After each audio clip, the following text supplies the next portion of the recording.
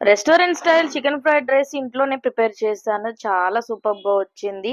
Pan పెట్టుకొని ఆయిలేసుకొని ఒక 2 eggs అయితే బీట్ చేసి, సాల్ట్ ఏసి బీట్ చేసుకున్నాను. వాటిలిని చక్కగా మనం ఇలా స్క్రాంబుల్ చేయాలి. ఈ ఆమ్లెట్ మనకి ఫార్మ్ అయిన తర్వాత అందులో క్యారెట్, బీన్స్ మనకి కావాల్సినవి వేసుకోవచ్చు. అండ్ పచ్చిమిర్చి. నేను వెజిటబుల్స్ అయితే ఏమి యాడ్ చేయలేదు. చక్కగా వీటిలిని ఆయిల్‌లో టాస్ చేసుకోవాలి.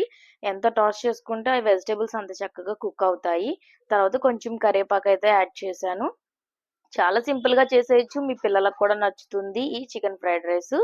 చికెనయితే నేను చక్కగా పాన్ మీద ఇవి టాస్ట్ చేసుకున్నాను. జస్ట్ ఒక ఎగ్ అండ్ మనకి సాల్ట్, పెప్పర్ వేసుకొని చికెన్‌ని బోన్‌లెస్ తీసుకున్నాను. ఇందులోకి నేను బాస్మతి బియ్యం అయితే తీసుకున్నాను. బాస్మతి రైస్ అయితే చాలా బావుంటాయి. కొంచెం సాల్ట్, వైట్ పెప్పర్ యాడ్ చేసుకోవడమే. అంతేనండి చాలా ఈజీ. ఒక్క స్పూన్ అయితే నేను సోయా సాస్ వేశాను.